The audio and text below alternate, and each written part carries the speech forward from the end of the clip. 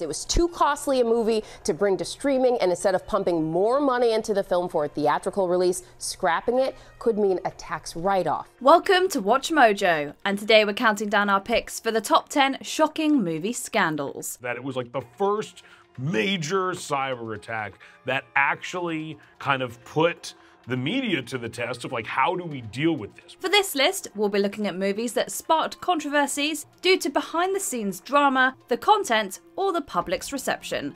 Which movie scandal shocked you the most? Let us know in the comments.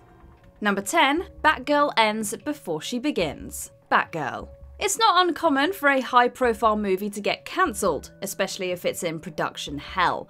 When a $90 million film is almost complete though, it only makes sense to release it, right? Yeah, this movie wrapped shooting months ago. It was in post-production, almost finished, and already anticipated by fans, so to scrap it now is nearly unprecedented in Hollywood. In a baffling move, the newly merged Warner Brothers Discovery announced that the anticipated Batgirl movie wouldn't be hitting HBO Max, theaters, or anywhere. The media giant sought to shift focus from streaming to theatrical event pictures. The decision comes as part of the company's, quote, strategic shift with the DC Universe and HBO Max. That's a big one. They were afraid it was going to tank and then they would have to carry those losses on their books, so they figure it's cheaper just to write it off. Batgirl didn't fit CEO David Zaslav's vision, with the company taking the write-off route rather than give the film a chance. While test screenings weren't glowing, critics have deemed this a colossal waste of talent, time, and resources.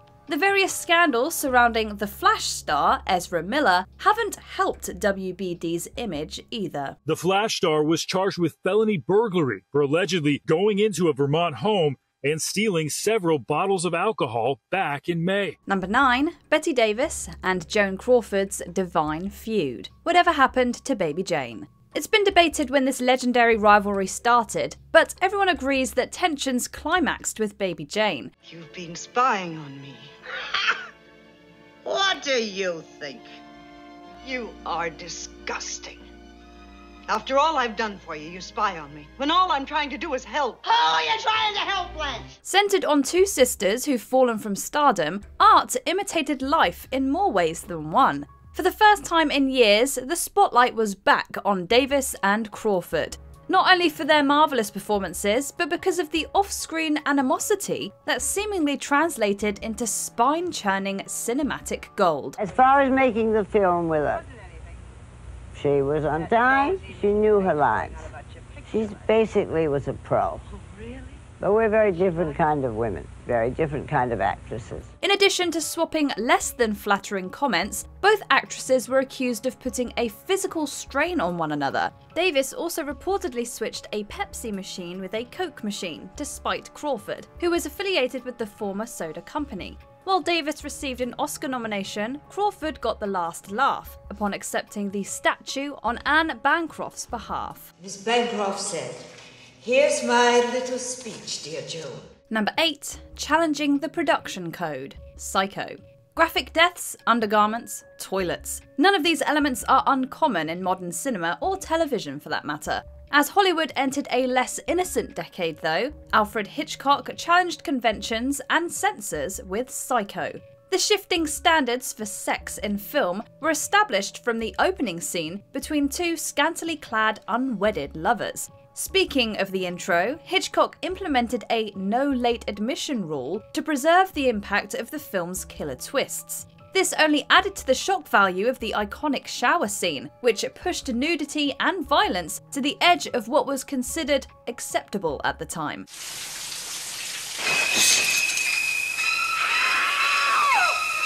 The toilet making a mainstream screen appearance was almost an afterthought. Despite, or perhaps because of these controversies, Psycho became one of Hitchcock's greatest successes. Psycho was actually the first time that a toilet was seen in a movie and actually flushed in a movie.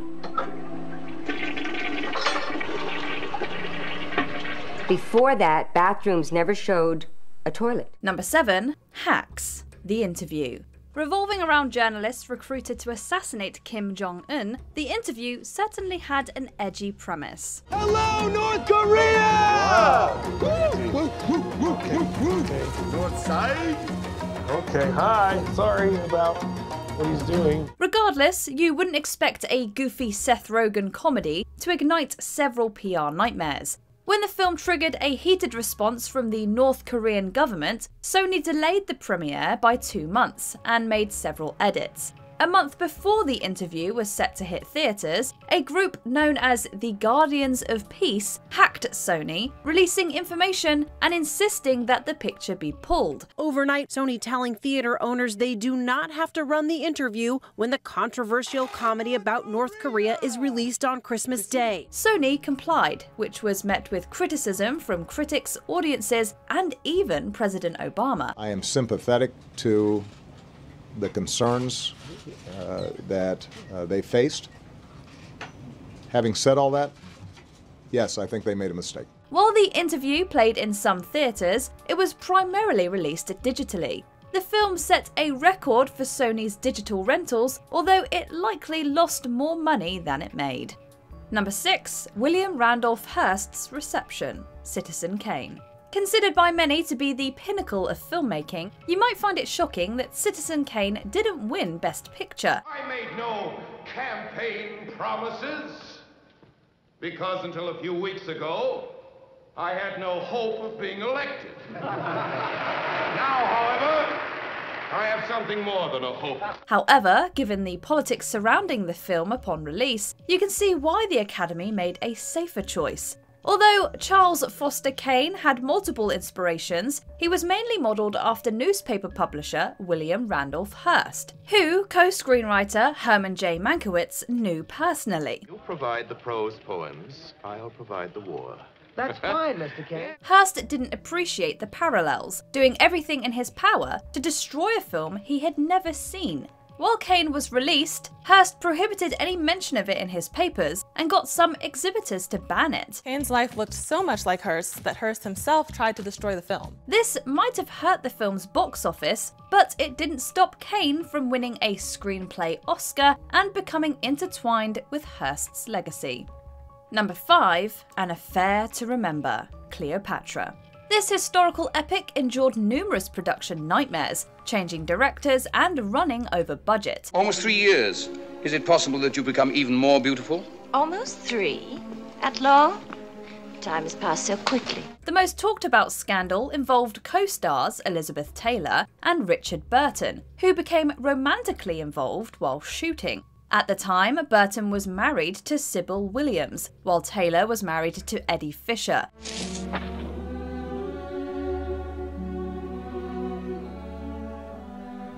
Adding to the drama, Taylor previously had an affair with Fisher when he was with America's sweetheart, Debbie Reynolds. I really owe Elizabeth a favor for breaking that whole situation, but I don't blame her for the break, I blame Eddie for the break. That affair left Taylor deemed as a homewrecker, and it seemingly took a near-death experience for the public to forgive her. When Cleopatra initially struggled to make a profit, Fox sued Taylor and Burton, alleging that they hurt the film. The suit went nowhere, but Cleopatra ushered the end of 2 marriages and the beginning of Liz and Dick. Number 4. Marilyn Monroe's unfinished film, Something's Got to Give. As Cleopatra's costs skyrocketed, Fox saw another film go over budget. While not as expensive as Cleopatra, Something's Got to Give was poised to be among Marilyn Monroe's biggest paychecks. We have been waiting for you to come home. Honeymoon is over, yeah? It's just begun. On day 1 of production, however, Monroe experienced health problems. The shoot endured various delays as the sickly Monroe sporadically showed up on set and struggled to learn her lines as they were rewritten. Well, I was going to tell you, but I know how upset you get about little things. Little things! Coupled with the growing pressure surrounding Cleopatra, Fox chose to fire Monroe and recast the part to get the film completed in time for the holidays. Dean Martin convinced Fox to rehire Monroe, which would have come with a pay increase for her. I mean, how long does it take a man to tell a woman that his wife's back? That his wife's back? takes 2 seconds. I just did it in 2 seconds. You've had 2 days. Before filming could resume, Monroe died tragically from a barbiturate overdose. The screwball comedy thus went unfinished. Number 3. Inspiring an attempt on the president's life. Taxi Driver. Taxi Driver was provocative upon release, due in part to the then 12-year-old Jodie Foster's Iris, whose profession even made director Martin Scorsese uncomfortable. When you remember me?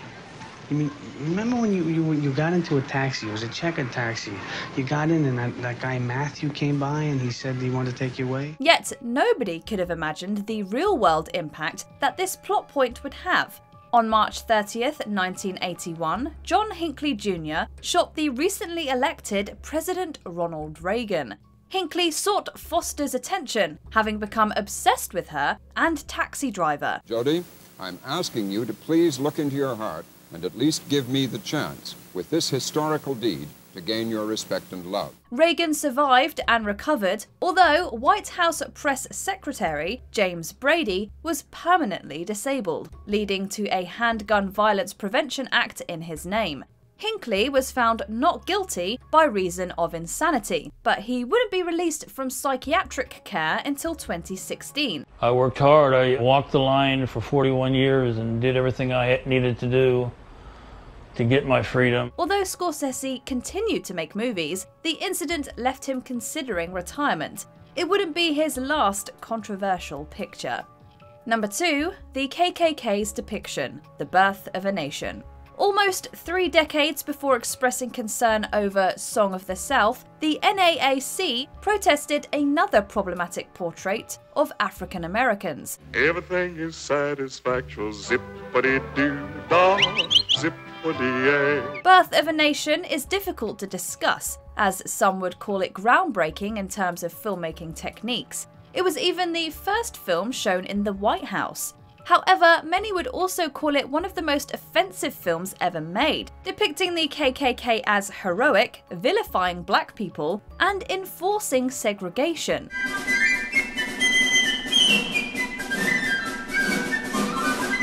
Years later, it would be compared to Triumph of the Will, which was admired for its craft but condemned for celebrating the Nazi Party. Cinema might not be what it is today without Birth of a Nation's innovations, which only makes it harder to accept the notoriety that comes with it. Before we unveil our top pick, here are a few honourable, or in some cases dishonourable, mentions. Snuff film allegations, Cannibal Holocaust. Those claims were proven inaccurate, but animals were harmed during production. And so in exchange for the tape recorder, the cannibal chief let you take away the cans of film, is that it? Yes. They thought that since I was capable of capturing the human voice, I was also capable of capturing their spirit. Lemmings Leap, White Wilderness. Misleading footage from an Oscar-winning documentary. All seem to survive the ordeal, for now they begin to swim. Not toward land, strangely, but away from shore, toward the far horizon. Christopher Plummer fills in. All the money in the world. Hashtag release the spacey cut, said nobody. Mr. Getty, how much would you pay to release your grandson if not $17 million? Nothing. Are you a professional? Terminator Salvation. Is ranting on set professional? There's really nothing I can say about that I haven't said already. And, you know, I have never tried to make any excuses for it. It was unacceptable, and I take it, you know, it's my fault. We're not rated X for nothing, baby. Fritz the Cat. A new standard for adult animation and bad taste. Ah, little sweet one with your heart of gold. I know of a place where we can be alone to join our souls in sacred truth. Before we continue, be sure to subscribe to our channel and ring the bell to get notified about our latest videos. You have the option to be notified for occasional videos or all of them. If you're on your phone, make sure you go into your settings and switch on notifications. Number 1. The greatest scandal ever told. The Last Temptation of Christ. Whenever a film focuses on Jesus, people are bound to have passionate opinions. Monty Python's Life of Brian got banned in countries like Norway, which the marketing team gleefully played up. I think it was Blessed Are the Cheesemakers. What's so special about the cheesemakers? Well, obviously, it's not meant to be taken literally. It refers to any manufacturers of dairy products. With Mel Gibson's Passion of the Christ, the controversy was less about Jesus and more about the depiction of Jewish people. Before it even hit the screen, religious groups rained hell upon Martin Scorsese's Last Temptation of Christ for deviating from the Gospels. There is a God. He's seen you cheat your workers. He's seen you with that widow. What's her name? Judith. Judith. Aren't you afraid God will paralyze you if you lift that stone? Beyond protests, the film was banned in multiple countries, Scorsese was subjected to death threats, and an integralist Catholic group was compelled to set a Paris theatre on fire, injuring 14. Nevertheless, critics were fascinated by Scorsese's fictional exploration of Jesus, presenting a complex, conflicted side rarely depicted in popular media. But Mary, Lazarus' sister, she lives. She's Magdalene with a different face. She's carrying your greatest joy inside her, your son. Did you enjoy this video? Check out these other clips from WatchMojo and be sure to subscribe and ring the bell to be notified about our latest videos.